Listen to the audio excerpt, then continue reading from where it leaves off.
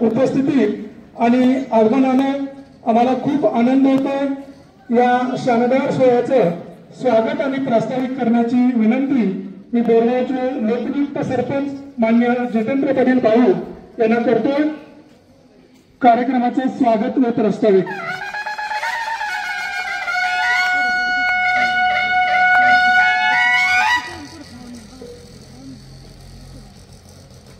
संत गाडगेबाबा स्वच्छता अभियानाच्या विभागीय स्तरीय समितीच्या स्वागत आणि प्रास्ताविकेच्या निमित्ताने उपस्थित असणारे या विभागाच्या आपल्या ज्या कमिटीच्या अध्यक्ष आहेत त्या माननीय दीपाली देशपांडे मॅडम, अपर आयुक्त विकास, तसेच रवींद्र कंसे साहेब सहाय्यक आयुक्त विकास, शैलेश सराफ सहाय्यक प्रशासन अधिकारी, विशाल भरकुंडे कनिष्ठ सहाय्यक, अविनाश लोखंडे कनिष्ठ सहाय्यक, किरण सायमोते साहेब उपमुख्य कार्यकारी अधिकारी पाणी पुरवठा व स्वच्छता, बीडीओ साहेब, आबासाहेब पवार साहेब, सुनील सावंत साहेब, तसेच सर्व पंचायत समितीचे पदाधिकारी आणि अधिकारी, आमच्या गावचे डेप्युटी सरपंच राजेंद्र वाटेगावकर, ग्रामपंचायत सदस्य, तसेच टाटामधील अध्यक्ष, माजी जिल्हा परिषद सदस्य, माजी ग्रामपंचायत सरपंच आणि उपस्थित असणारे सर्व ग्रामस्थ,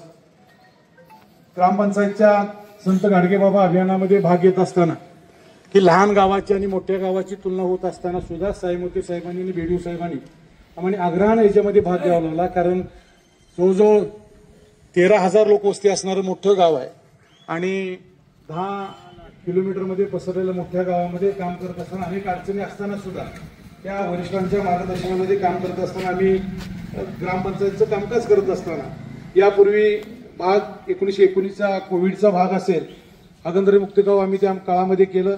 त्यामुळे कोविड ज्यावेळेला आला या गावामध्ये त्यावेळेला कोविडच्या साथीमध्ये सुद्धा ग्रामपंचायतीने प्रामुख्यानं भूमिका बजावायचं काम केलं।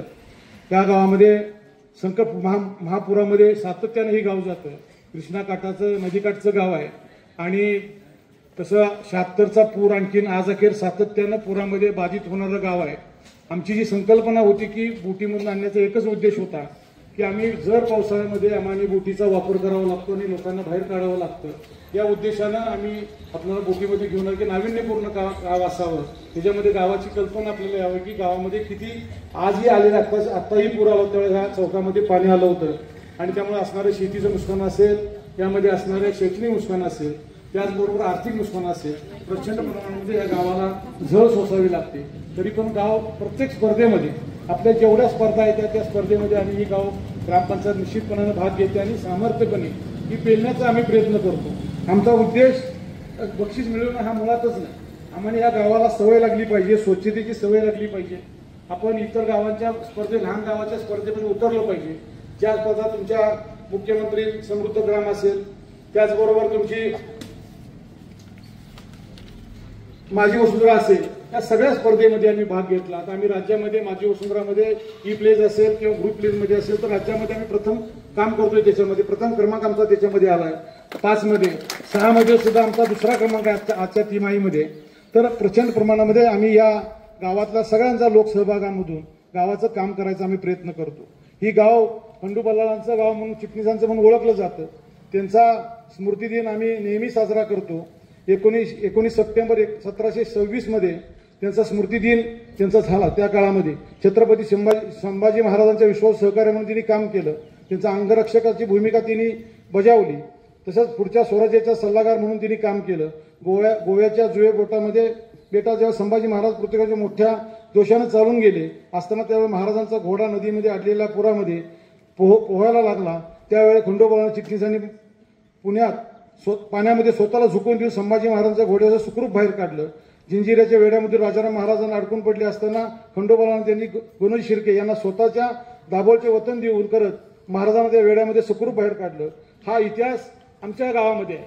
त्याचबरोबर आमच्या गावामध्ये म्हणजे स्वातंत्र्यपूर्वी सुद्धा 2 आमदार होऊन गेले, जे आत्माराम बापू म्हणून ज्यांनी स्वातंत्र्याच्या पूर्वीमध्ये खंडाळा ते वारणा असा एवढा मोठा मतदारसंघ त्या काळामध्ये होता।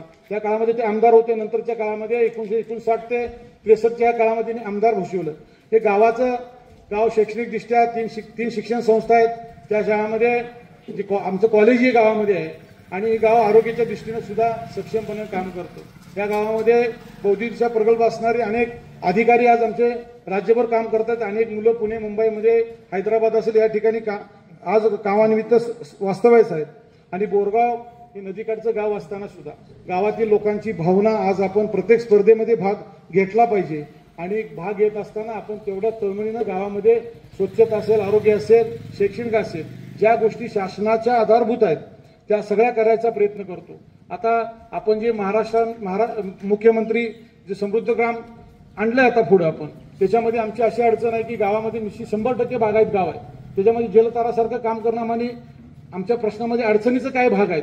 तर माझी आपल्या सगळ्यांना विनंती आहे की ज्या वेळेला आपण स्पर्धा करत असताना स्पर्धेमध्ये मोठी गावं भाग का घेत नाहीत त्याची कारणं अशी आहेत की लहान गावामध्ये हे काम करणं सोपं जातं आणि मोठ्या गावामध्ये विशेषतः जी बागायत गाव आहेत त्या गावामध्ये काय अडचणी आमच्या पुढे आहेत की ते आम्हाला करणं अडचणीचं आहे। ती करत असताना आम्हाला त्याच्यामध्ये जर आपण सूट दिली आणि मोठ्या गावाची लहान गावाची तुलना करत असताना जरा बायफिकेशन केलं तर अनेक मोठी गावं त्यामध्ये स्पर्धेमध्ये भाग घेतील। आणखीन अनेक स्पर्धेला चळवळीला स्वरूप येईल।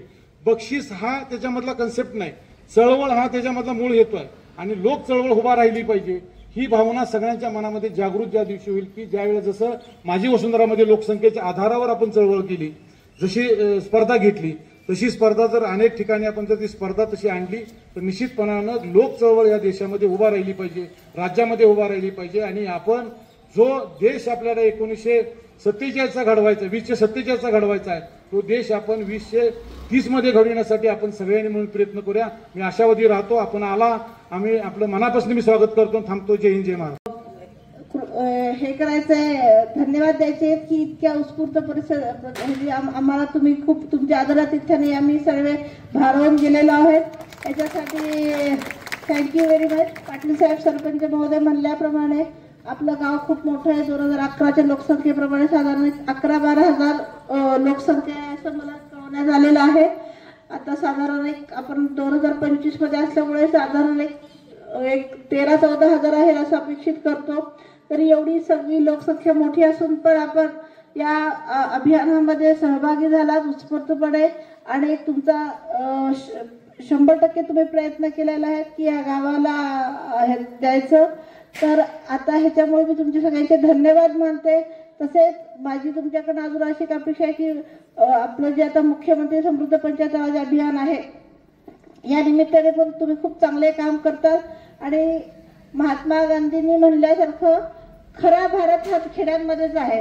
जोपर्यंत खेड्यांचा विकास होत नाही तोपर्यंत भारताचा विकास होणार नाही। म्हणून विकसित भारत 2047च्या याच्याप्रमाणे पाटील साहेबांनी म्हणल्याप्रमाणे 2030 मध्ये तुम्ही ही संकल्पना उतरवताल अशी मी आशा करते आणि थांबते। धन्यवाद। धन्यवाद मॅडम।